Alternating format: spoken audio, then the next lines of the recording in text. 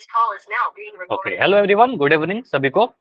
तो जैसा आप सभी को पता है, क्लास 10th का मैथ्स पढ़ रहे थे, चैप्टर नंबर 2 पॉलिनोमियल यानी बहुपद। लास्ट क्लास के टॉपिक को रिवीजन करने के पहले, क्योंकि हमने लास्ट क्लास में क्या सीखा था, जल्दी से देखते हैं पोल की रिपोर्ट जो आपके ग्रुप में मैंने शेयर किया है आज। ठीक है, काफी अच्छी रिपोर्ट है ये। लास्ट क्लास में काफी अच्छे तरीके से आपने आंसर किया था, सारे ही क्वेश्चन का ऑलमोस्ट आंसर किया था, और बहुत सारे बच्चों का नाम मुझे दिख रहा है ग्रीन में, मतलब सारा आंसर आपका सही है। कुछ बच्चों का नाम येलो में दिख रहा है, कोई प्रॉब्लम नहीं है, आपका बस एक आंसर छोड़कर बाकी सारा आंसर सही है। सर इवन मेरा कुछ और बच्चे, एक गलत होगा सर। हाँ एक डी गलत हो वाला गया योगेश आपका, बाकी सारा सही है। ठीक है, अच्छी बात है कि आपने सारा ट्राई किया है। एक सर आंसर एक गलत हो गया, ठीक है, कोई बात नहीं। मैंने बोला तो अगर गलत हो गया है क्वेश्चन, इवन एक से ज्यादा भी गलत हुआ है, अच्छी बात है कि आपने ट्राई किया है। ठीक है, लेकिन अगर बहुत ज्यादा गलतियां हो रही हैं तो आप अगर कोई भी डाउट है तो पूछा करिए, माइक ऑन करके, मना नहीं करता हूँ। इवन कुछ बच्चे का आंसर मुझे दिख रहा है कि यहाँ पर नहीं आया है, तो ये बस इंप्रूव करना है हमें, कि रिकॉल छूटना नहीं चाहिए, ये सारे स्किप मत करिए। ठीक है, तो आप सही आंसर करिए, ट्राई करिए कि सारा आंसर कीजिए, गलत होगा तो उसको इम्प्रूव कीजिए। ठीक है, तो इम्प्रूव करते रहिए। चलिए, तो ये देखते हैं लास्ट क्लास में क्या सीखा था। लास्ट क्लास में हमने घात के आधार पर बहुपद के प्रकार देखे थे, कि डिग्री के बेसिस पे पॉलिनोमियल कितने टाइप के होते हैं। बहुत टाइप के हो सकते हैं, लेकिन हमारे सिलेबस में क्या है, हमारे सिलेबस में 3 टाइप पढ़ने थे। पहला रैखिक, द्विघात, त्रिघात। नाम से क्लियर है। रैखिक बहुपद में घात कितना होता है मुझे बताओ, इससे रैखिक बहुपद का घात कितना होगा, एक। बताइए, एक। और द्विघात में तो नाम ही से क्लियर है, घात 2। द्विघात बहुपद में घात जो होगा सर वो 2 होगा, और त्रिघात बहुपद में घात 3 होगा। अब यहाँ पर से घात कहने का क्या सेंस है, अब समझिए इंपॉर्टेंट चीज, जल्दी से मैं रिकॉल करवा रहा हूँ। घात कहने का सेंस ये है, किसी भी बहुपद में जो चर है, चर की क्या होनी चाहिए, चर की कौन सी घात, सबसे अधिकतम घात। सबसे हाँ, अधिकतम घात या सबसे बड़ी घात। ठीक है, सबसे बड़ी घात को अधिकतम घात कहते हैं, तो सबसे बड़ी वाली घात को ही बहुपद की घात कहते हैं। ठीक है, तो सबसे बड़ी घात 1 रहेगा रैखिक कहेंगे, सबसे बड़ी घात 2 रहेगा द्विघात कहेंगे, सबसे बड़ी घात 3 रहेगा त्रिघात कहेंगे। पदों की संख्या को नहीं देखना है यहाँ पर। ठीक है, तो क्वेश्चन जो है अगला रिकॉल क्वेश्चन है, ट्राई करिएगा सही आंसर करने का। ठीक है, इसमें से आपको क्वाड्रेटिक पहचानना है, यानी द्विघात बहुपद पहचानना है। ठीक है, देखिए कहां पर मैक्सिमम घात 2 है। चलिए, आसान सा क्वेश्चन है, होल सेक्शन मैंने ऑन किया है। तो आपको देखना है कि इन चारों ऑप्शन में कौन सा बहुपद द्विघात बहुपद है। ठीक है, क्वाड्रेटिक कौन सा है, देखो नाम से क्लियर, द्विघात क्वाड्रेटिक, जिसकी घात 2 हो, और घात 2 कहने का मतलब चर का अधिकतम घात 2 होना। बढ़िया योगेश, तो अभी तक टोटल आंसर आए हैं मेरे पास 5, और 5 में 5 सही। क्लास में 20 बच्चे हैं, 15 बच्चे और हैं जिनका आंसर नहीं आया, करिए आंसर। 7 बच्चों का आंसर आ चुका है। तो हमें देखना है द्विघात बहुपद। इसको जूम कर दो, क्या दिख रहा है कि नहीं, क्लियर दिख रहा है? सर दिख रहा है सर। ओके, तो आप देखिए क्या आंसर होगा यहाँ पर। आंसर अभी तक 9 बच्चों का है, 9 में 8 सही। देखिए, गलती करने का जो रीजन होता है आपका, सोच के जाते कुछ और, आंसर करते कुछ और। अपने कॉपी पर लिख लिया करिए कि मेरा आंसर ए है, बी है, सी है या डी है। ठीक है, अगर मैं नहीं लिखूंगा तो क्या होता है, मैं जाकर कुछ और क्लिक कर सकता हूँ। ठीक है, तो वो ना हो इसलिए लिख लिया करिए अपने कॉपी पे।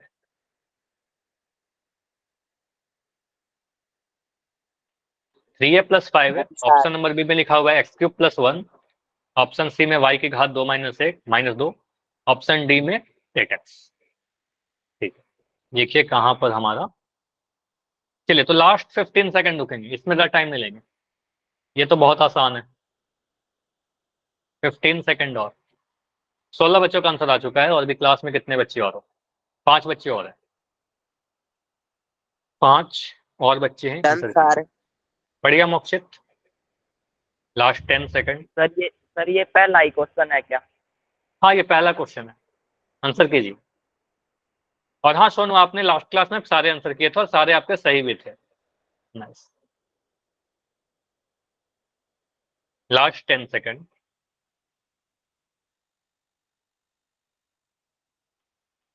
Last 5 second. चलो, 5 सेकंड और है, बाकी जाकर आंसर करिए। अगर आपने सॉल्व कर लिया तो 5 4 3 2 1। देखो मैथमेटिक्स में इन जनरल क्या होता है, सॉल्व करना होता है। लेकिन यहाँ पर तो हमें सॉल्व नहीं करना पड़ेगा, ये तो बहुत आसान सा क्वेश्चन था। पोल को मैं एंड कर दे रहा हूँ। क्या बोला योगेश ने? बोला सी। ठीक है, देखते हैं क्या आंसर होगा। देखो यहाँ पर पहचाना द्विघात, क्वाड्रेटिक। तो द्विघात कहने का मतलब दो घात। तो ऐसा बहुपद जिसमें घात दो हो। किसका घात दो हो? चर का। चर का सबसे बड़ा घात दो होना चाहिए। तो ऑप्शन नंबर ए में चर क्या है हमारा? चर ए है। और चर ए की घात कितनी है? चर ए की जो घात है 3 हमारा वो एक। 3 कैसे है? ये 3 को घात बोलोगे ए आप? ऐसे ऐसे गलती करते हो आप योगेश। ठीक है, यहाँ पर देखिए घात 3 है, 3 से तो गुना हो रखा है। घात तो ऊपर पर वाला एक नंबर है। अगर मैं ए लिख रहा हूँ तो ए कहने का मतलब ए की घात 1 होना। ठीक है, तो बोलेगे सर यहाँ पर घात 1 है और घात 1 है तो इसको रैखिक कहेंगे। ऑप्शन नंबर ए तो गलत हो जाएगा। ठीक है, ये गलत है। ऑप्शन नंबर बी में चर एक्स है और एक्स की घात मुझे बताइए कितनी है? 3 3 है। तो यहाँ पर तो मुझे घात 3 दिख रहा है। तो कहेंगे सर ये तो त्रिघात हो गया, तो घात 3 वाला आंसर नहीं होगा हमारा। ऑप्शन नंबर बी गलत हो जाएगा। कुछ बच्चों के आंसर थे ऑप्शन बी। कैसे होगा आंसर बी? द्विघात था हमारा। ठीक है, ऑप्शन सी देखिए। ऑप्शन सी में चर वाई है और वाई की घात कितनी है? इसमें 2 यहाँ पर 2 है। तो हम कहेंगे सर अधिकतम घात भी तो 2 है, 2 से ज्यादा तो कुछ है नहीं यहाँ पर घात। तो कहेंगे सर अधिकतम घात 2 है तो इसको द्विघात कह देंगे। इसलिए हमारा आंसर ऑप्शन नंबर सी बिल्कुल सही हो जाएगा। ठीक है, सी बिल्कुल सही होगा। ऑप्शन डी नहीं होगा क्योंकि यहाँ पर एक्स है, एक्स की घात 1 है। ठीक है, तो इसको रैखिक कहेंगे। ठीक है, तो हम क्या कहेंगे? ऑप्शन डी भी गलत है। तो समझ में आया सी क्यों होगा? सिंपल यस सा एक लाइन का जवाब है कि यहाँ पर सर चर y था और y की घात मैक्सिमम 2 जो है ऑप्शन सी में है। द्विघात बहुपद में चर की अधिकतम घात 2 होनी चाहिए, इसलिए ऑप्शन सी हमारा सही आंसर होगा। ठीक है, तो ध्यान से बस ऑप्शन को फाइंड करना।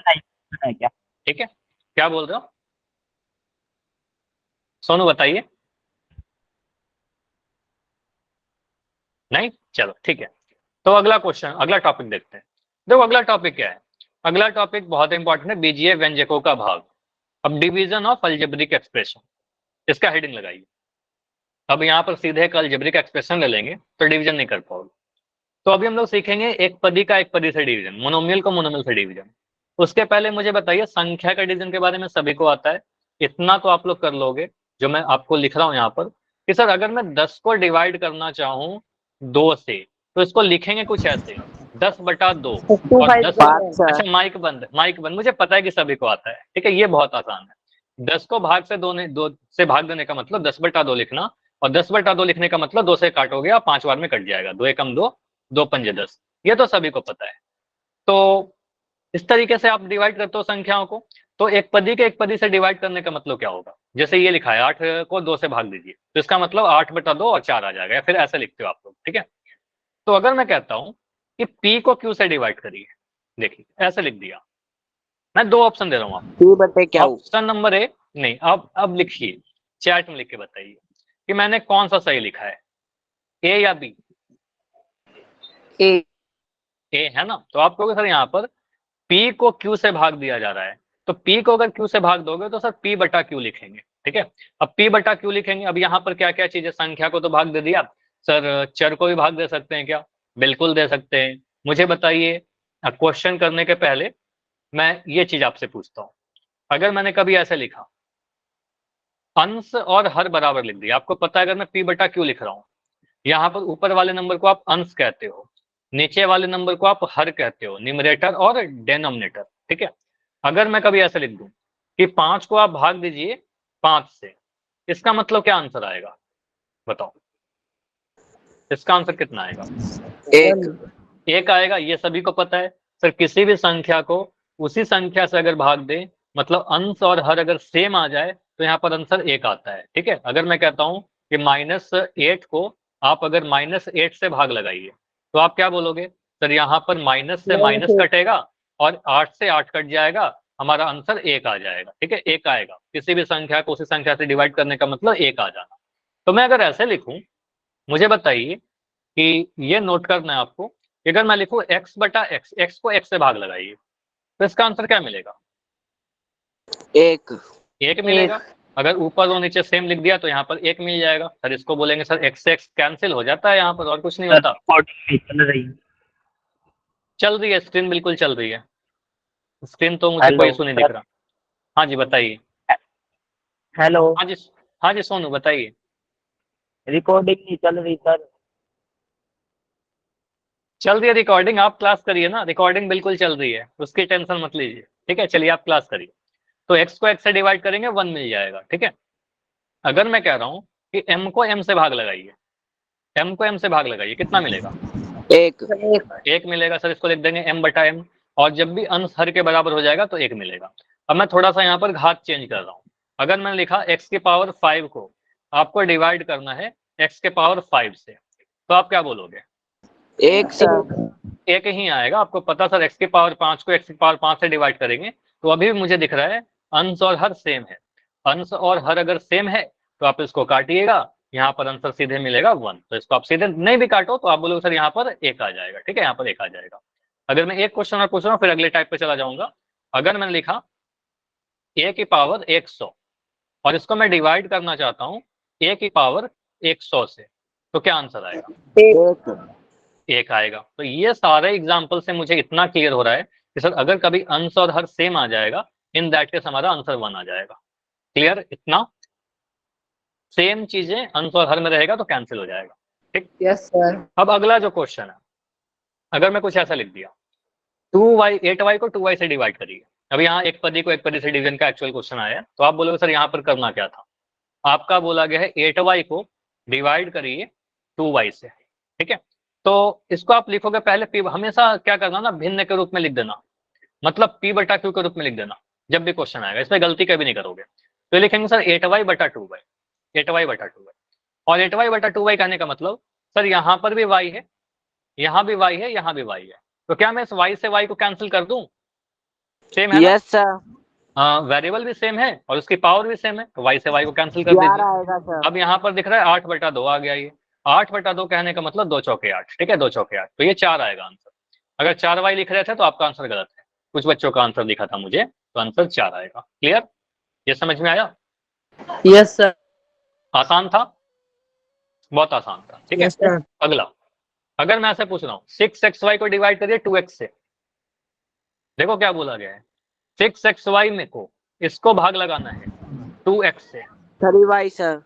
सर 3y, 3 नहीं, कुछ और आएगा 3y। देखो यहाँ पर आपको सर करना क्या है, आपको सर 6xy को भाग देना है किससे? 2x से भाग देना है, ठीक है, ऐसे लिख दिया। अब इसको p बटा q के रूप में लिखिए, p बटा q मतलब बट्टा के रूप में, तो 6xy को ऊपर लिखेंगे और 2x को नीचे लिखेंगे।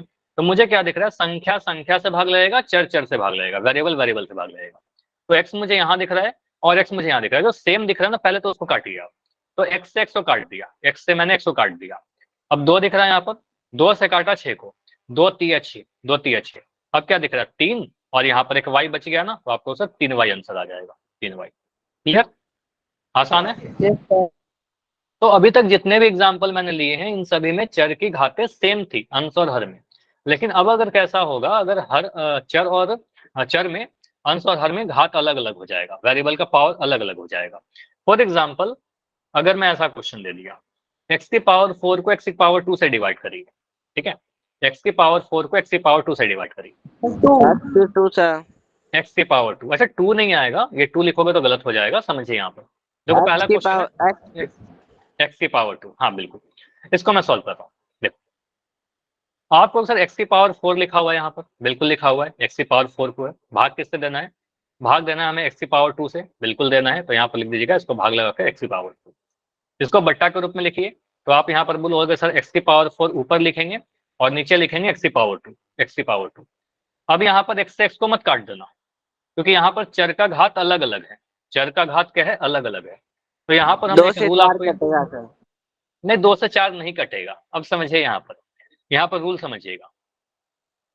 यहाँ पर आपको क्या बोलना है, सर अगर कभी ऐसा रहे a की पावर m को भाग देना है a की पावर n से, ठीक है, तो यहाँ पर दोनों जगह 4 पर में क्या से दिख रहा 2 माइनस होगा सर। है? माइनस होगा, ये सही बोला।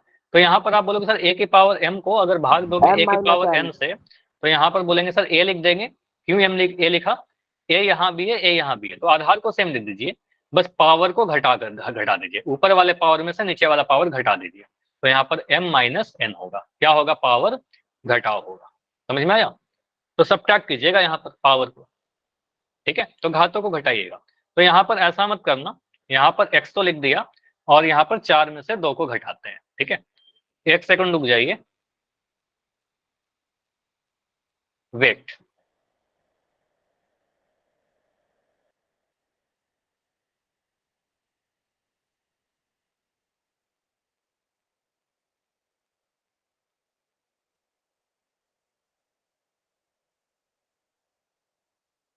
चलिए, तो यहाँ पर क्या है, अभी कंटिन्यू करें, आवाज आ रही है, सभी लोग बताइए। यस आवाज, सर। ठीक है। तो ए की पावर एम को ए की पावर एन से डिवाइड करेंगे तो ए की पावर एम माइनस एन आएगा, आप पावर को घटा दोगे, ठीक है। चलिए, तो आप यहाँ पर घातों को घटा दोगे, एम में से एन को घटा देंगे। अब यहाँ पर क्या कर रहे हैं, सर दो नहीं आएगी सर? हाँ 2 आएगी, बिल्कुल आएगी, यहाँ पर और आगे बढ़ेंगे तो यहाँ पर पावर 4 आ रहा है, और यहाँ पर 4 में से 2 को भाग मत लगाइएगा, क्योंकि 4 में से 2 को भाग लगाओगे तो भी 2 आ जाएगा, लेकिन हमें क्या करना होगा, 4 में से 2 घटाएंगे और यहाँ पर आएगा x की पावर 2। क्लियर हुआ ये बताइए, क्लियर है? चलो ऐसे लिखेंगे। अभी मैं क्वेश्चन और दे रहा हूँ, इतने से नहीं होगा, अभी और भी क्वेश्चन ले रहे हैं। मैं लिख दिया अगर m की पावर 100 और इसको डिवाइड करना है मुझे m की पावर 80 से, अब मुझे बताओ इसका आंसर क्या आएगा? m की पावर 20 सर। सभी लोग का ये आंसर है क्या? m की पावर 20। ठीक है, तो यहाँ बोलोगे सर इसको हम क्या करेंगे, m की पावर 100 लिखेंगे और इसको भाग लगाएंगे सर m की पावर 80 से, ठीक है। अब मुझे क्या दिख रहा है सर, यहाँ भी m है और यहाँ भी m है, ध्यान देना है कि आधार सेम है, मतलब चर सेम है, तो हम क्या करेंगे, m एक बार लिखिए और ऊपर में 100 है नीचे में 100 है, तो 100 में से 80 को घटा देंगे, 100 माइनस 80 करने पर हमें 20 आता है, तो आप बोलोगे सर यहाँ पर बस पावर 20 लगा दीजिए, ठीक है। 100 को 80 से भाग मत लगाना, ठीक है, m से m को मत काटना यहाँ पर, तो अगर घात अलग अलग रहेगा तो ऐसे करेंगे, ठीक है। चलिए, अगर मैं ऐसे क्वेश्चन दूं, मैंने ऐसे क्वेश्चन दिया x का पावर 13 और इसको डिवाइड करना है हमें x के पावर 12 से, x के पावर 12 से, x की पावर 1, x की पावर 1, x आएगा सर सिर्फ। देखो यहाँ पर 2 आंसर आ रहे हैं, x एक बच्चे का आंसर है मनोज का, और कुछ बच्चों का आंसर है x की पावर 1, दोनों तो सेम ही है ना, x लिखो चाहे x की पावर 1 लिखो, दोनों सेम है, लेकिन लिखने का तरीका क्या होगा, ये बेटर है, हम ऐसा लिखेंगे, है ना, तो हम ऐसा लिखेंगे। जैसे आपको ये भी पता है x और x बटा 1 दोनों सेम होता है, लेकिन हम ऐसा लिखते हैं ना, लिखते तो बस x है, तो ये ध्यान दीजिएगा लिखने का तरीका क्या होगा। तो मैं सारी चीज लिख दे रहा हूँ यहाँ पर, आप क्या बोलोगे सर, x की पावर 13 को, x की पावर 13 को आप भाग लगाओगे x के पावर 12 से, मतलब x का पावर 13 माइनस 12, बहुत ही आसान है सर, 13 में से 12 को घटाएंगे तो 1 मिलेगा, लेकिन इसको एक स्टेप और आगे जाकर हम सिर्फ x लिख देंगे, x की पावर 1 का मतलब x होता है, आंसर इतना लिख देंगे। क्लियर? ओके, तो ये क्लियर है। अब आगे और अगला टाइप पर आते हैं, अगर ऐसा क्वेश्चन आ जाए -15 b का पावर 16, अच्छा एक चीज के पहले ही आ जाओ, अगर कभी एक पॉजिटिव साइन है और इसको आप एक पॉजिटिव से डिवाइड करोगे, तो ऊपर और नीचे अगर पॉजिटिव है तो आपका आंसर जो आएगा ये भी पॉजिटिव आएगा, ठीक है। अगर मैं क्या कर रहा हूं, अगर मैं ऊपर में एक नेगेटिव नंबर लेता हूं और इसको भी एक नेगेटिव से डिवाइड कर रहा हूं, तो एक नेगेटिव से नेगेटिव को डिवाइड करोगे तो आपका पॉजिटिव मिलेगा, क्योंकि माइनस से माइनस कैंसिल हो जाता है। क्यों होता है ऐसा, देखिए अगर मैं -a बटा -b लिख दूं ना, तो आपको पता है कि ये माइनस से माइनस कैंसिल हो जाएगा, ठीक है, माइनस से माइनस कैंसिल हो जाएगा और यहाँ पर बचेगा क्या, a बटा b बचेगा, ठीक है। तो ये क्लियर है, क्योंकि माइनस से माइनस कैंसिल हो जाता है, इसलिए तो मैंने आपको बताया कि कुछ भी याद नहीं रखना है, बस हमें p बटा q के रूप में लिखना है, बटा के रूप में लिखने से बहुत क्लियर दिख जाएगा, ठीक है। और अगर मैं एक पॉजिटिव को एक नेगेटिव से डिवाइड, सर, हाँ जी बताइए। Hello sir. हाँ जी बताइए। माइनस प्लस क्या होता है? माइनस प्लस क्या माइनस प्लस? माइनस क्या होता है? पूछ रहा माइनस प्लस क्या होगा, माइनस होगा सर। Minus plus minus. सुनो मेरी बातों को, मैं क्या बताना चाह रहा हूँ, अभी तो ज्वाइन किया ना, अभी समझो इसको, आप क्या समझो बोलो, की बात। मैंने जो पूछा वो बताओ आप। क्या पूछ रहे हो बताइए आप। Minus plus is equal to में क्या आएगा?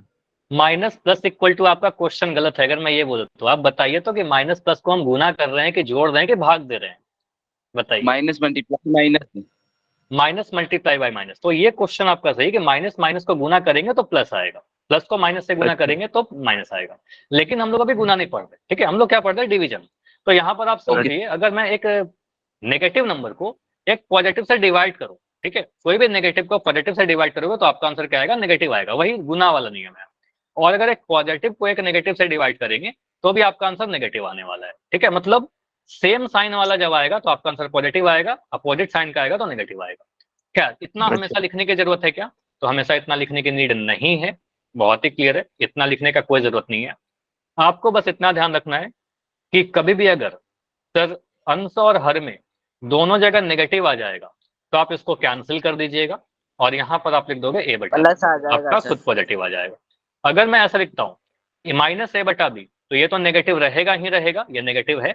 और अगर मैं कभी ऐसा लिखता हूँ ए बाई माइनस बी तो इसको आप चेंज करके आप ये ध्यान दीजिएगा, चाहे माइनस नीचे लिखा रहे चाहे ऊपर लिखा रहे, तो आप ऐसे भी लिख सकते हो इसको माइनस ए बटा बी, और चाहे आप इसको माइनस ए बटा बी भी लिख सकते हो। ये तीनों चीजें क्या हैं? ये तीनों चीजें सेम है। समझ में आया? क्लियर? सर हाँ जी, यस सर।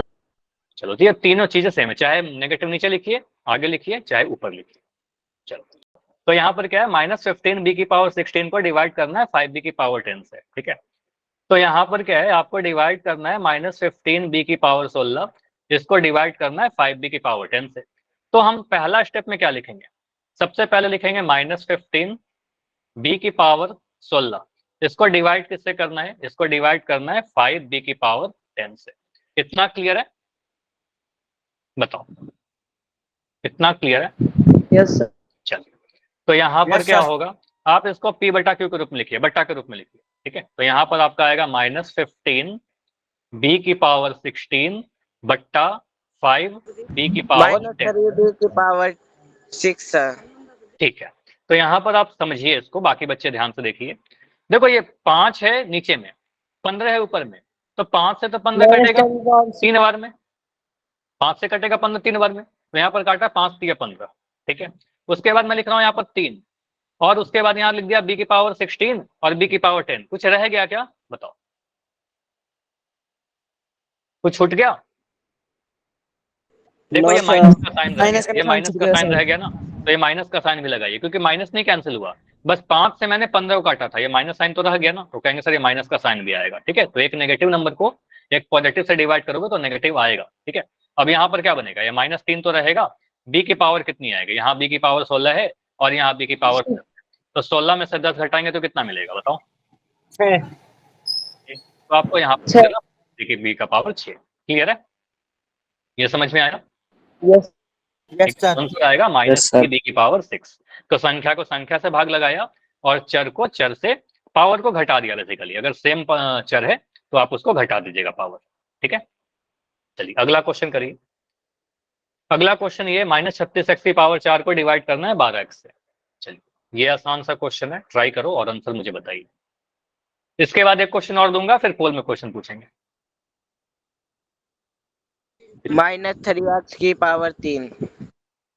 -3x की पावर 3 जो आपने बोला मैंने लिख दिया, सभी का ये है क्या? Yes sir. चलो तो यहाँ पर आप बोलोगे सर इसको डिवाइड करना है ना, इसको आप आगे लिखिए, -36x की पावर 4, इसको डिवाइड किससे करना है, 12x से डिवाइड करना है, ठीक है। 12 3 36। हाँ तो बिल्कुल आप बोलोगे सर यहाँ पर -36x की पावर 4 ऊपर लिख देंगे, 12x नीचे लिख देंगे, ठीक है। 12x नीचे लिख दिया। अब यहाँ पर मुझे दिख रहा है सर 12 के टेबल में 36 आता है क्या? बिल्कुल आता है, 12 3 36 टेबल याद होना चाहिए, 12 को 3 बार में गुना करेंगे 36 आ जाएगा, तो आप 12 से काटिए, 12 3 36, ठीक है। तो यहाँ पर आपका आएगा 3, और ये माइनस का साइन भी आएगा, तो ये माइनस का साइन को छोड़िएगा मत, तो आप बोलो सर ये माइनस का 3 आएगा। और एक्स का पावर क्या आएगा सर, यहाँ पर एक्स का पावर 4 है, नीचे में एक्स का पावर 1 है, ठीक है। तो 4 में से 1 घटाइएगा, 4 में से 1 घटाइएगा तो आपका आएगा -3 एक्स का पावर 3, जो आप लोग बोल रहे थे, ठीक है। समझ में आया? Yes sir. चलिए अगला क्वेश्चन और दे रहा हूँ, उसके बाद पोल करेंगे, ओके। क्वेश्चन क्या है आपका, अगर मैं लिखता हूँ माइनस का, या चलो ऐसे लिखता हूँ, माइनस का 24 m की पावर 8, और इसको डिवाइड करना है 8 m की पावर 7 से, ये बताइए। जो भी आंसर आता है ना चैट सेक्शन में लिखोगे तो बेटर होगा, चैट में लिख दीजिए। -3m। माइनस क्या बोला, चलो बताओ माइक के अंदर -3m की पावर 1। एक लिखना जरूरी है, -3m की पावर 1 सर। नहीं सर, -3m, ठीक है। तो यहाँ पर एक लिखने की जरूरत है नहीं पावर, ठीक है। तो बोलोगे सर यहाँ पर क्या होगा, सर -24 m की पावर 8 को भाग देना है हमें 8 m की पावर 7 से, कुछ ऐसा भाग लगाना है, ठीक है। तो यहाँ पर बोलेंगे सर 8 से कटेगा 24 कितने बार में, 8 3 24, तो 3 लिख दिया, और यहाँ पर माइनस। अच्छा, हर बार 3 आ जा रहा है, हर बार 3 नहीं आएगा आपका, मैं 3 वाला ले रहा हूँ गलती से, ठीक है। तो माइनस आ गया, और m की पावर कितना लेंगे, 8 में से 7 घटा देंगे, तो 8 में से 7 घटाइए तो आपका आंसर आएगा 1, ठीक है। फाइनल लिख देंगे माइनस का 3 m, इस 1 को नहीं लिखते, ठीक है, बोलेंगे सर माइनस का 3, कुछ और पावर आता तो लिखते, लेकिन ऐसे लिख देंगे माइनस 3। क्लियर? चलिए, अब रेडी है सभी लोग पोल में आंसर करने के लिए, बताइए। Yes sir. चलो, तो क्वेश्चन क्या है आपका, यस सर। x के पावर 7 को x के पावर 3 से डिवाइड करना है। ये तो बहुत आसान आ गया। चलो, पोल मैं थोड़ी देर के बाद ऑन कर रहा हूँ, पहले क्वेश्चन लिख देता हूँ। यहाँ पर क्या है, x के पावर 7 को भाग देना है x के पावर 3 से, ठीक है। सर दे दो पोल। बिल्कुल, पोल मैं ऑन कर दे रहा हूँ। Question 32, poll on.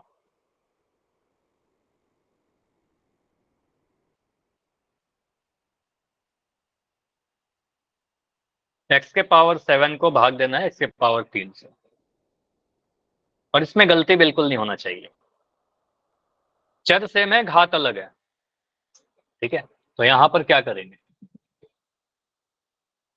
पहले आप इसको बट्टा के रूप में लिखिएगा, ठीक है। जो स्टेप्स मैंने बताए हैं वो सारी चीज फॉलो करिए, आपका आंसर गलत नहीं होगा, सर ठीक है। डन, बढ़िया। तो 9 आंसर आए हैं, 9 में 8 सही, एक लेकिन गलत हो गया, 2 गलत हो गया। आपको अगर कोई डाउट है, इसको बट्टा के रूप में लिख के करिए, कुछ भी तुक्का मत लगाइए, गेस मत करिए, ठीक है। x के पावर 7 को x के पावर 3 से भाग लगाना है, आप p बटा q के रूप में लिखिए उसको। घातों का क्या करते हैं मैंने बता रखा है।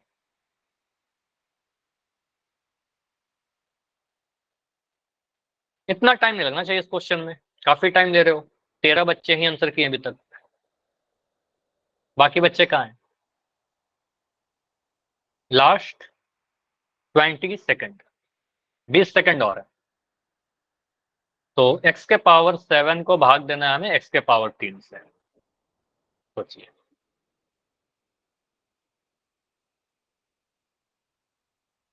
ये क्वेश्चन तो 2 सेकंड का है। Last 15 second, yes sir. 15 second और। अभी भी क्लास में 8 बच्चे और हैं, इससे ज्यादा टाइम नहीं लेंगे इस क्वेश्चन में, तो बिल्कुल ज्यादा टाइम नहीं लेंगे, बहुत आसान क्वेश्चन। 10 सेकंड और, लास्ट 10 सेकंड, ठीक है। मैं अज्यूम कर रहा था कि यहाँ पर सभी का आंसर सही होना चाहिए, क्योंकि प्रैक्टिस भी किया है बहुत सारा क्वेश्चन, लेकिन अभी तक टोटल 19 आंसर आए हैं, 19 में 13 सही, 6 आंसर गलत हो गए हैं, जो नहीं होना चाहिए। Last 5 second, 5, 4, 3, 2, 1। चलो, पोल को मैं एंड कर रहा हूँ, ए सर। सर और इस ए। क्वेश्चन को डिस्कस करते हैं। ए होगा ना। चलो, तो यहाँ पर बाकी आंसर कैसे आ रहे थे मुझे बताइएगा, क्या डाउट हो रहा है आपका। जो बच्चे का आंसर ए के अलावा था, ये आंसर सही होगा। ये सब आंसर कैसे आ रहा है, बी सी डी, डी तो किसी का नहीं था, लेकिन बी और सी भी कैसे आ रहा है। देखो, आपको देना है x के पावर 7 को भाग देना है x के पावर 3 से, तो यहाँ लिखेगा x के पावर 7 को सर भाग देना है में हमें। गलत हो गया था क्या हो गया था, सर, गलती गलत गलत टिक हो गया। तो फिर इसका क्या सॉल्यूशन है आदित्य, बताओ। ये तो मैं कई बार आपको बता रहा हूँ ना, टाइम लेके करिए। इसका बस एक ही सॉल्यूशन है कि आप टाइम लेके करिए, ठीक है। तो अपने कॉपी पे लिखा करो आंसर। यहाँ पर पावर 7 है, यहाँ पर पावर 3 है, तो पावर को क्या करते हैं, घटाव करते हैं। तो लिखेंगे सर x दोनों जगह पर है, आधार सेम है, और घात अलग अलग है, तो घात को घटाइएगा, 7 में से 3 घटाइएगा। और अगर क्लास 10th में आप घटाओ में भी गलती करो तो फिर तो दिक्कत है ना, आपको इतना तो कहना करना पड़ेगा जल्दी जल्दी। तो 7 में से 3 घटाएंगे तो 4 मिलेगा, तो 7 में से 3 घटाकर तो 5 क्लास का बच्चा ही बता देगा 4 मिलेगा, तो x का पावर 4 मिलेगा आंसर, ठीक है। तो ऑप्शन नंबर ए बिल्कुल सही आंसर है। क्लियर है, इसमें कोई डाउट तो नहीं होना चाहिए, नो सभी को सर। समझ में आया। क्लियर है। तो देखो, एक मैं सॉल्यूशन यस बताता हूँ, सर। आप लोग क्या करते हो ना, सोचते हो कि ये है, और जाकर पोल में आंसर बी कर देते हो, तो इससे क्या होता है कि आपको आता है लेकिन आंसर गलत हो जाता है। तो अपने कॉपी में लिखते क्यों नहीं हो कि मेरा आंसर है, ठीक है, लिख दिया करो ऐसे। इतना लिखने में कितना टाइम लगेगा, फिर जाकर आंसर कीजिए तो भूलोगे नहीं। चलिए, ये क्वेश्चन करिए, और इसमें चिन्ह इंपॉर्टेंट है, फिर से हड़बड़ी करोगे फिर से गलती होगा, ठीक है, हड़बड़ी नहीं करना, आप आराम से करिए। सर चलिए, स्क्रीन चली पोल ऑन गई। है आपका, स्क्रीन दिख रही है मोक्षित, लेफ्ट करके ज्वाइन करो, सही हो जाएगा, ठीक है, या फिर वेट कर लो, डन बिल्कुल सही सर। हो जाएगा, बिल्कुल। तो -3m की पावर 3 को क्वेश्चन लिख दे रहा हूं, क्या है, हो सकता है कुछ छोटा दिख रहा हो आपको, -30m⁻³ है और इसको भाग देना है हमें 15m⁻² से। चलिए, हमेशा आप इसको p/q के रूप में लिखिए, बट्टा के रूप में लिखिए, तो उसके बाद ही आंसर सही वाला आएगा। बढ़िया।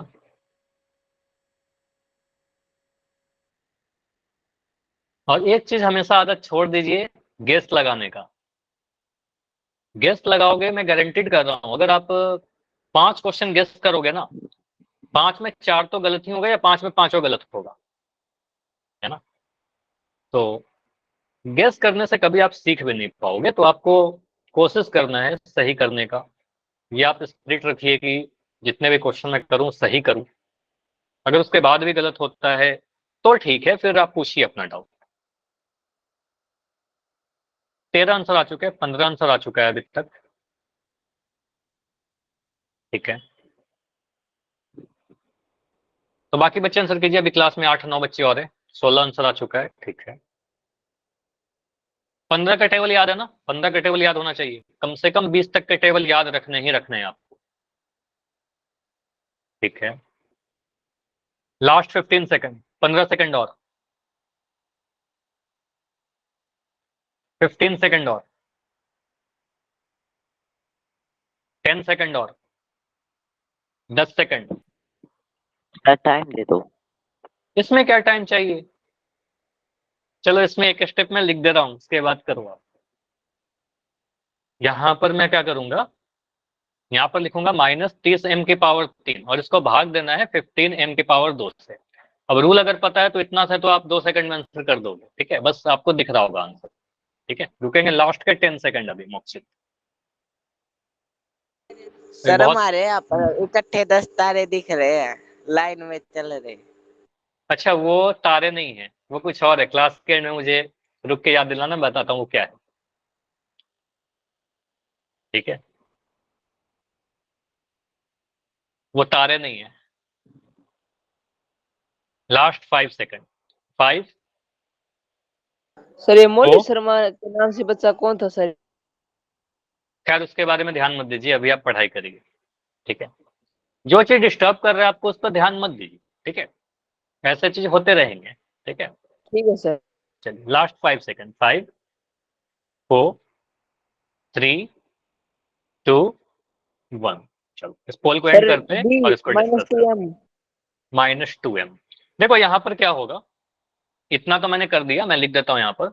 आप क्या बोलोगे, सर डिवाइड क्या करना है, -30m³ को इस वाले को डिवाइड करना है 15m² से, तो मैं लिख दूंगा ऐसे।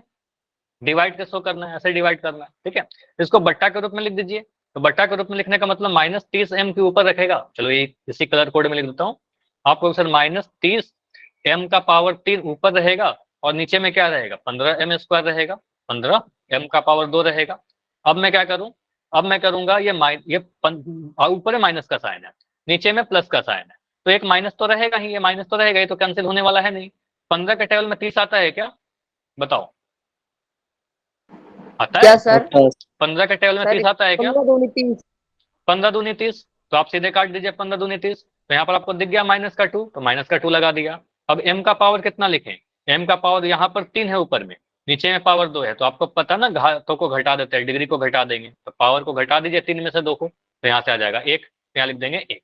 अब -2m की पावर 1, पावर 1 कभी नहीं लिखते, तो लिखेंगे सर -2m। ठीक है, आंसर कहाँ दिख रहा है, ऑप्शन नंबर बी में दिख रहा है। ठीक है, ऑप्शन ए क्यों नहीं हुआ, क्योंकि यहाँ पर प्लस का है। ठीक है, तो प्लस का आंसर नहीं होगा, माइनस का होगा। यहाँ पर 2m² लिख दिया, गलत है। पावर 3 लिख दिया, गलत है। ठीक है, तो आंसर बी बनेगा। क्लियर है? ठीक है, यस तो आंसर आएगा ऑप्शन नंबर बी। किसी का डाउट है क्या इसमें? सर मेरी नो नो नो कैसे कर दो। क्यों गलत हो गया मोक्षित? सर मेरी स्क्रीन चली गई थी। स्क्रीन चली गई थी तो बताना चाहिए था ना कि स्क्रीन नहीं दिख रही सर। चलो ठीक है, तो ये वाला भी समझ में आ गया मोक्षित, अभी क्लियर? Yes sir. चलो ठीक है, अगला टॉपिक पर आते हैं। अगला टॉपिक बहुत ही easy, most easy topic, 5 minute में खत्म हो जाएगा आपका। समीकरण क्या होता है? अगर मैं आपसे पूछ रहा हूँ बिना कुछ पढ़ाए हुए, मैं मुझे बताइए, क्या मैंने ऐसे लिख दिया 2x + 5, क्या ये एक समीकरण है? यस और नो? क्या एक इक्वेशन है? बताइए। No sir. क्यों नहीं है? कारण है बताओ। है, देखो है सर। समीकरण जो है ना कुछ इसमें छुपा हुआ है। समीकरण समानता को दिखाता है। समीकरण समान से बना हुआ है, ठीक है। इक्वेशन इक्वल से बना हुआ है, ठीक है, इक्वल। तो यहाँ पर कोई चीज इक्वल तो नहीं दिखाया ना, इक्वल टू का साइन नहीं है, ठीक है। तो समीकरण में इक्वल टू का साइन होना बहुत जरूरी है, ये मस्ट इंपॉर्टेंट है, ठीक है, ये होना जरूरी है। तो यहाँ पर इक्वल टू का साइन नहीं है तो हम बोलेंगे सर ये इक्वेशन नहीं, ठीक है, समीकरण नहीं है। समीकरण क्या होता है? दो चीजों की समानता को दिखाता है, दो चीज बराबर है। जैसे कि तराजू दिखाता है कि उसके बाएं पलड़े पे जो चीज रखी गई है और दाएं पलड़े पे जो चीज रखी गई है वो दोनों बराबर है, ठीक है, दोनों चीज की बराबर होने की चीज बताता है ये तराजू, ठीक है। तो समीकरण भी वही करता है, दो व्यंजकों की समानता को दर्शाता है, यही समानता से बना समीकरण। तो समानता को दिखाने के लिए हमारे पास एक चिन्ह होता है, समानता का चिन्ह, इसको कहते हैं equal to sign, sign of equality, ठीक है। तो जहां पर भी इक्वलिटी का साइन रहेगा उसी को इक्वेशन कहेंगे। जैसे कि यहाँ पर दिख गया सर इक्वल टू का साइन, तो कहेंगे सर ये जो लिखा हुआ है ना ये इक्वेशन, ये समीकरण है, ठीक है, तो इसको हम समीकरण कहेंगे। समझ में आया? बताओ। अगर मैं लिख दूं x+2 तो ये समीकरण नहीं है। अगर मैं लिख दूं x+2 बराबर 0 तो ये समीकरण बन गया। क्लियर? आसान है। यस समीकरण के बारे में और क्या पता होना चाहिए? समीकरण के बारे में इतना पता होना चाहिए कि सर एक इक्वल टू का साइन रहता है और इक्वल टू के पास अगर मैं किसी इंसान को खड़ा कर दूं तो इसका एक दायां साइड होगा, एक बायां साइड होगा। इस वाले साइड को आप कहते हो सर दायां साइड, ठीक है, या दाईं साइड, और इस वाले साइड को आप कहते हो सर बाईं साइड, ठीक है। दाईं मतलब राइट, तो इसको कहते हैं RHS, राइट हैंड साइड, दाएं हाथ की तरफ। बाईं मतलब लेफ्ट, तो मतलब LHS, बाएं हाथ की तरफ, ठीक है। तो एक समीकरण में क्या होता है, सिंपली आप ध्यान रखिएगा, एक समीकरण में हमेशा दो पक्ष होते हैं। दो पक्ष कहने का मतलब क्या हुआ? एक होता है बायां पक्ष जिसको लेफ्ट हैंड साइड कहते हैं, लेफ्ट हैंड साइड को शॉर्ट फॉर्म में LHS लिखते हैं। एक होता है दायां पक्ष जिसको राइट हैंड साइड कहते हैं, दाएं हाथ की तरफ, और वो RHS होता है, ठीक है। तो हमेशा समीकरण में बस इतना ध्यान रखिएगा कि एक LHS होगा, एक RHS होगा, और बीच में इक्वल टू का साइन होगा, LHS बराबर RHS होगा, ठीक है। तो इस समीकरण को देखकर मुझे बताइए, और दोनों के बीच में क्या होगा? इक्वल टू का साइन होगा, डेफिनेटली इक्वल टू का साइन होगा, ठीक है। तो इस समीकरण को देख के बताइए कि LHS में क्या लिखा गया है, बाएं हाथ की तरफ क्या लिखा हुआ है आपका, बताइए। आप जैसे बैठे उसको देखिए, बाएं हाथ की तरफ ये है x+2, ठीक है, तो बोलेंगे सर LHS में क्या लिखा गया? x+2 लिखा गया, x+2 लिखा गया। और RHS में क्या लिखा गया है बताओ? दाएं हाथ की तरफ 5y है ना, तो बोलेंगे सर ये 5y लिखा गया है। तो LHS x+2, RHS से 5y, और लिखा गया कि LHS जो है वो RHS के बराबर है, ठीक है, दोनों बराबर है ये दिखा रहा है, ठीक है। आसान है ये चीज। समीकरण को पहचानने में कितना टाइम लगेगा? 2 सेकंड काफी है, ठीक है। तो अगर मैं ऐसे पूछ लूं आपसे कुछ इक्वेशन, जैसे ये देख लूं, बस आपको बताना है समीकरण है कि नहीं है। पहला वाला ऑप्शन देखकर बताइए, पहला एग्जांपल। सर। इक्वल टू का साइन दिख रहा है, बिल्कुल समीकरण है ना, समीकरण है, इक्वल टू का साइन है, ठीक है। ये LHS दिख गया हमें, यहाँ पर देखिए LHS है, और यहाँ पर देखिए RHS है, ठीक है, RHS है बिल्कुल, ठीक है। दूसरे वाले को देखकर बताओ। नहीं है सर।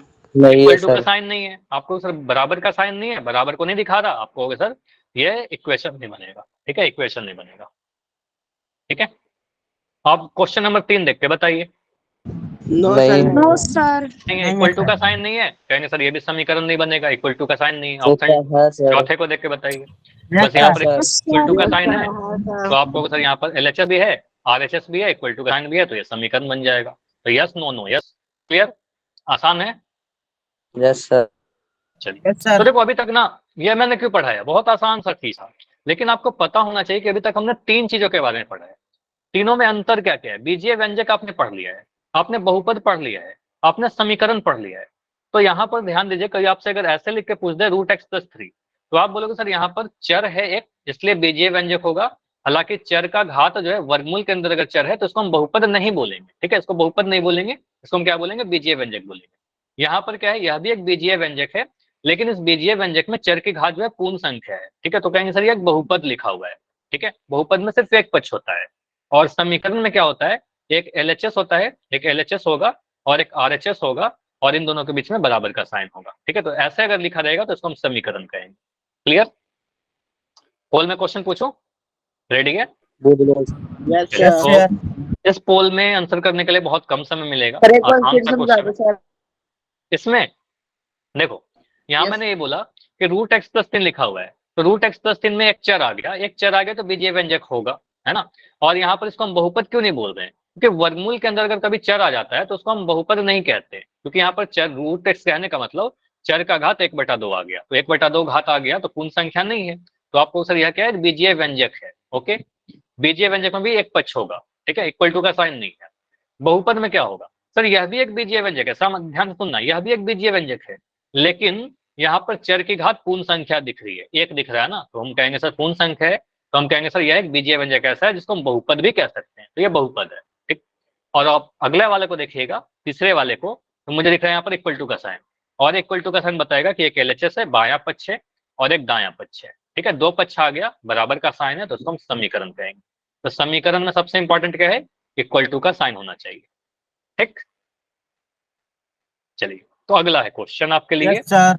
यहाँ पर आपको पहचानना है कौन सा समीकरण है। अब इसमें तो किसी का आंसर गलत नहीं होना चाहिए, है ना। तो पोल में ऑन कर रहा हूं, बिल्कुल आप जाकर पोल में आंसर कीजिए, चारों ऑप्शन को ध्यान से देखिए और ABCD अपने कॉपी में लिखिए, उसके बाद जाकर आंसर कीजिए। Done sir. समीकरण को पहचानना हो है। गया सर, डन। हो गया, बिल्कुल आसान क्वेश्चन है, हो भी जाना चाहिए। Done sir. ठीक है, ठीक है, बस हैंड रेस कर दो। हमें पहचानना है समीकरण कौन सा है। देखिए कहाँ पर इक्वल टू का साइन है, जहां भी इक्वल टू का साइन रहेगा, बराबर का Yes, साइन sir. रहेगा, वही आंसर होगा। और अगर इसमें किसी का आंसर हुआ गलत, इसका मतलब आप ध्यान से सुन नहीं रहे हो, या फिर आप बिना सोचे समझे कुछ भी टिक लगा रहे हो, जो कि अभी तक किसी का आंसर नहीं गलत हुआ है, होना भी नहीं चाहिए। अगर आप सिंसियर बच्चे हो, ध्यान से सुन रहे हो, तो आपका आंसर सही डन होगा। सर। ठीक है, बढ़िया। अभी रुकेंगे ओनली 15 सेकंड, 15 सेकंड से ज्यादा इस क्वेश्चन में तो टाइम नहीं देने के लायक, बहुत आसान है। लास्ट 10 सेकंड, 10 सेकंड और, जाकर आंसर कर दीजिए। 15 बच्चों ने किया है, 15 का आंसर सही है। Last 10 second. इसमें कुछ कठिन लग रहा है क्या, क्यों नहीं कर रहे कुछ सर बच्चे? 2 मिनट रुक दो सर। सर 2 मिनट बस। 2 मिनट? बिल्कुल 2 मिनट नहीं मिलेगा, इसमें तो बिल्कुल नहीं मिलेगा मोहित। 2 मिनट के लायक क्वेश्चन बता देता, आपको समीकरण पहचानना है, ठीक है। समीकरण पहचानने के लिए अगर 2 मिनट लोगे तो फिर आपका टाइम एग्जाम में तो काफी जल्दी निकल जाएगा। लास्ट 5 सेकंड रुक रहे हैं। 5 4 3 2 1। देखो जहां पर टाइम की नीड होगी, बिल्कुल आपको टाइम मिल जाएगा, ठीक है। तो यहाँ पर क्या है, बहुत ही इजी क्वेश्चन था।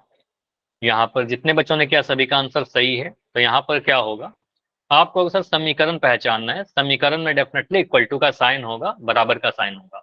तो ऑप्शन नंबर ए में कहीं भी मुझे बराबर का साइन नहीं दिख रहा, हम कहेंगे आंसर नहीं होगा। ऑप्शन बी में बराबर का साइन नहीं दिख रहा, आंसर नहीं होगा। ऑप्शन सी में बराबर का साइन दिख रहा है और बराबर का साइन दिख रहा है, तो साथ ही के साथ आप कह सकते हो सर यहाँ पर एक बायां पक्ष भी है और एक दायां पक्ष भी है, ठीक है। बायां पक्ष दायां पक्ष दोनों है, इक्वल टू का साइन है, बिल्कुल हमारा सही आंसर होगा। यहाँ पर हमारे पास कोई भी बायां पक्ष या दायां पक्ष ऑप्शन डी में नहीं है, तो ये भी आंसर नहीं होगा, इक्वल टू का साइन ही नहीं है ना, तो कहेंगे आंसर क्या होगा, हमारा सी आंसर होगा, ठीक है। तो 5 सेकंड में आंसर कर सकते थे और काफी बच्चों ने कर भी दिया था, ठीक है। आसान क्वेश्चन था। चलिए इसको आगे बढ़ते हैं। अगला टॉपिक क्या है, अब तक आपने पढ़ा है समीकरण के बारे में, ठीक है। अब यहाँ पर 3 चीज चेक है, टॉपिक का नाम पढ़िए, इस टॉपिक के नेम में ही इसका सारा मीनिंग छुपा हुआ है।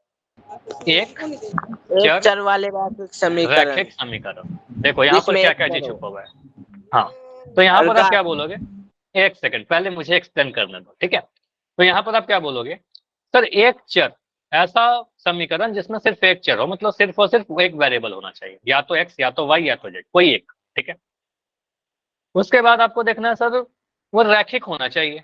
रैखिक होने का मतलब, लीनियर होने का मतलब, जो भी चर आप यूज कर रहे हो, चाहे एक्स चाहे वाई चाहे जेड, उसकी घात एक होनी चाहिए, ठीक है। घात कितनी होनी चाहिए, एक होनी चाहिए। और एक चीज और चेक कर लीजिएगा कि सर वो समीकरण है कि नहीं है, ठीक है।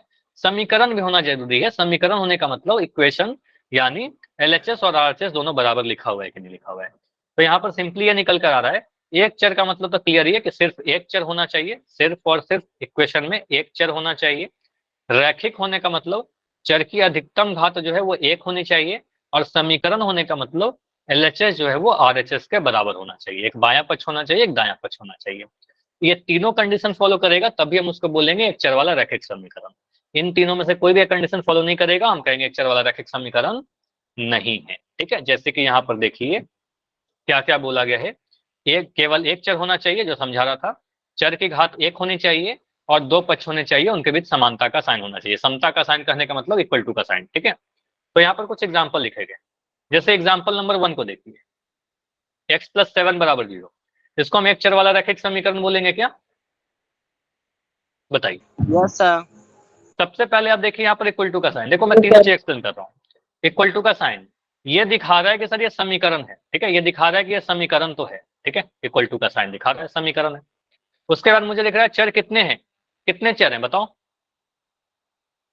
सिर्फ एक, सिर्फ एक है। तो आपको सर यहाँ पर सिर्फ और सिर्फ एक चर यूज किया गया, सिर्फ एक चर x का यूज किया गया। ठीक है, उसके बाद चर की घात कितनी है? तो चर की घात 1 है।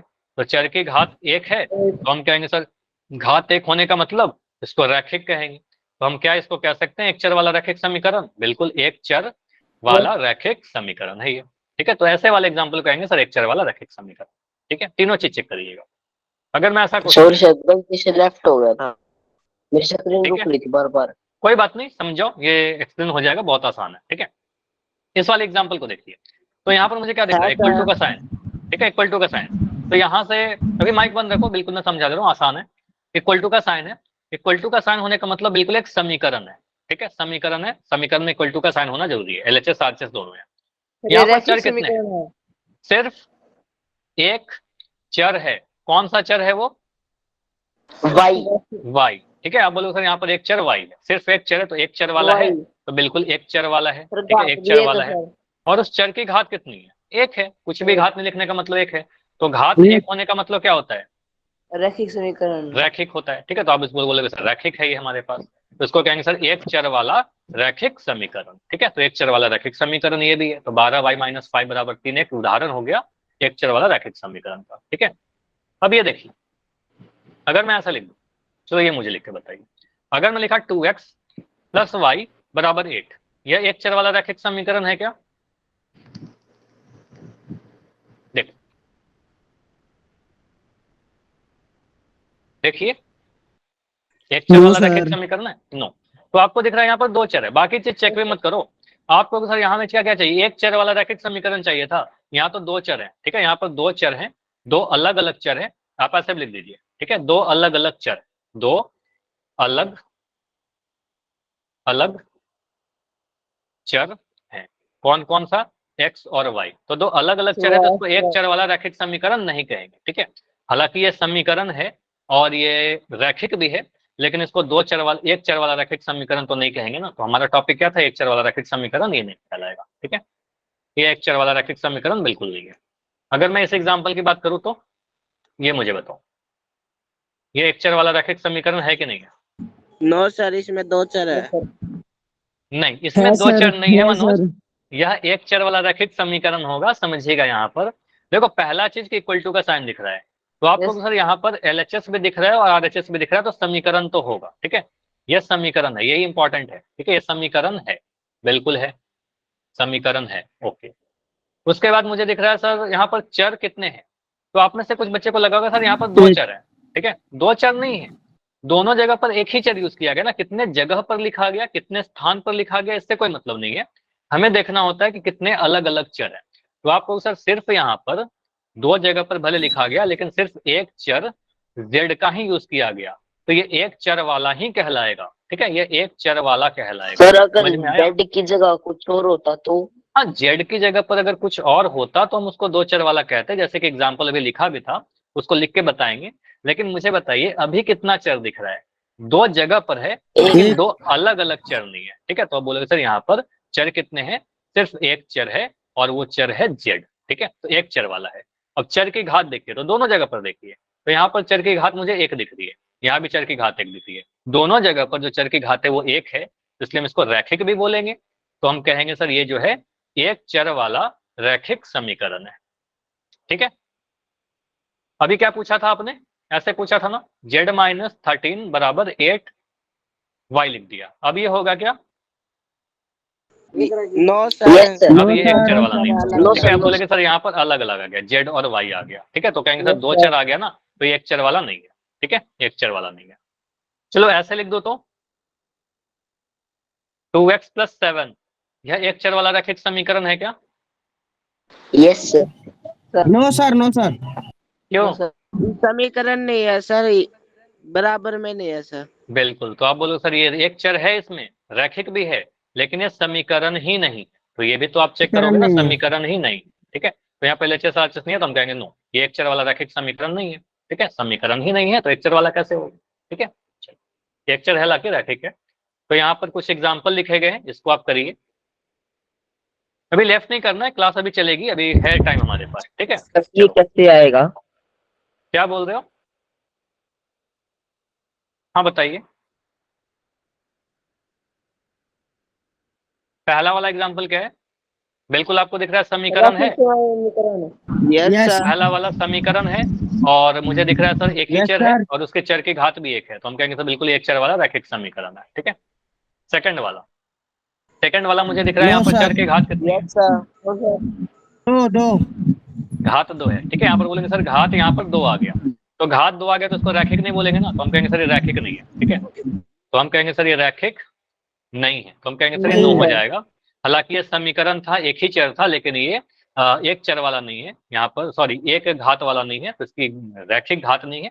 हम कहेंगे सर द्विघात है। द्विघात तो नहीं पढ़ रहे, हम क्या पढ़ रहे हैं? एक चर वाला रैखिक समीकरण। तो ये रैखिक नहीं था, हम कहेंगे नहीं होगा। ऑप्शन नंबर 3 को देखिए, क्वेश्चन 3 को देखिए। Yes sir. यस होगा सर। एक चर वाला समीकरण, बिल्कुल समीकरण भी देख लिया, समीकरण भी है। उसके बाद मुझे दिख रहा है कि चर y है, एक ही जगह पर है। ठीक है, y ही है, उसकी घात भी एक है, तो हम कहेंगे सर बिल्कुल ये एक चर वाला रैखिक समीकरण है। घात कितना है यहाँ पर? घात आप बोलोगे सर चर की घात 1 है। ठीक है, अगला देख कर बताइए, क्वेश्चन 4। नहीं है सर। No sir. नहीं है, क्यों? दो चर है सर। दो चर है, एक्स और वाई। तो यहाँ पर आप रीजन लिख दीजिए सर, यहाँ पर दो चर है, दो अलग अलग चर है, दो अलग अलग चर है, तो हम कहेंगे सर यहाँ आंसर आ जाएगा नो, एक चर वाला रैखिक समीकरण नहीं बनेगा। ठीक है, तो यहाँ पर दो अलग अलग चर है, तो आंसर क्या बनेगा? यहाँ पर लिख दीजिए दो चर, रीजन लिख दीजिए दो चर। पांचवा देख के बताइए, लास्ट वाला यस होगा सर। है ना। आपको सर यहाँ पर समीकरण है, समीकरण कहने के बाद मुझे दिख रहा है सर एक ही चर है, जेड यहाँ है, जेड यहाँ है, दो जगह पर दिख रहा है, लेकिन है तो सेम, तो कहेंगे एक ही चर वाला है और उसकी घात दोनों जगह पर एक ही है, तो हम कहेंगे सर बिल्कुल यह एक चर वाला रैखिक समीकरण है, भले दो जगह पर दिख रहा है लेकिन है वो एक। ठीक है, चलिए अभी पोल में क्वेश्चन पूछो कुछ। Yes sir. चलिए क्वेश्चन क्या है आपके लिए? Yes sir. ठीक है, क्वेश्चन है आपके लिए, इस क्वेश्चन को देख के आंसर कीजिए। अब यहाँ पर ये नहीं बोलना है सर हड़बड़ी मैंने आंसर गलत कर दिया, नहीं, आप आराम से करिए। इस क्वेश्चन में बिल्कुल टाइम दे रहा हूँ, टाइम दे रहा हूँ।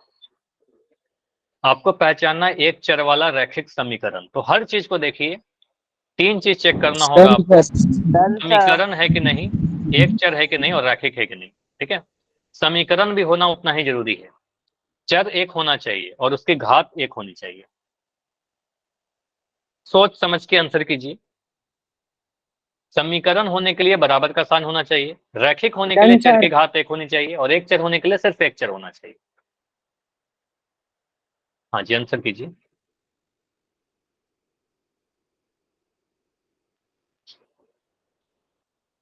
सर पोल में और क्वेश्चन पूछोगे? हाँ एक क्वेश्चन और करेंगे, एक क्वेश्चन और करेंगे, छोड़ दे क्या? तो ठीक है, ये लास्ट क्वेश्चन रखते हैं। ठीक है, ये लास्ट क्वेश्चन रखते हैं, इसके बाद अगली क्लास में कर लेंगे। ठीक है, नहीं, एक और कर लो सर। कर दो, चलो ठीक है, पहले इसको करो, देखते हैं कितना टाइम लगता है। दो देना है सर, कुछ नहीं होगा 2 मिनट में। ठीक है, 11 बच्चों ने किया अभी तक आंसर, सभी लोग जल्दी से कर दो फिर, आसान क्वेश्चन है, क्वेश्चन तो आसान है। तो आपको पहचानना एक चर वाला रैखिक समीकरण, तीन चीज देखिए ना, एक चर होना चाहिए, रैखिक होना चाहिए, समीकरण होना चाहिए, आंसर सही आ जाएगा।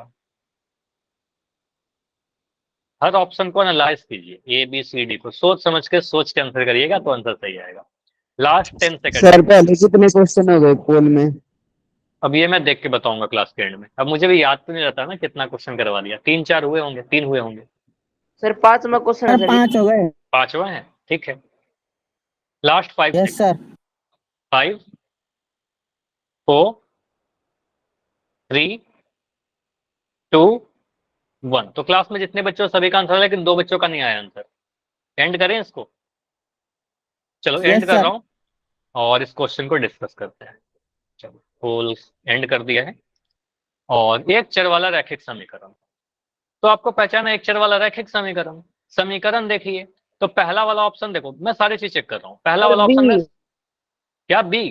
पहला वाला आंसर में देखो समीकरण ये है। ऑप्शन नंबर बी भी समीकरण है। ऑप्शन नंबर सी समीकरण है क्या?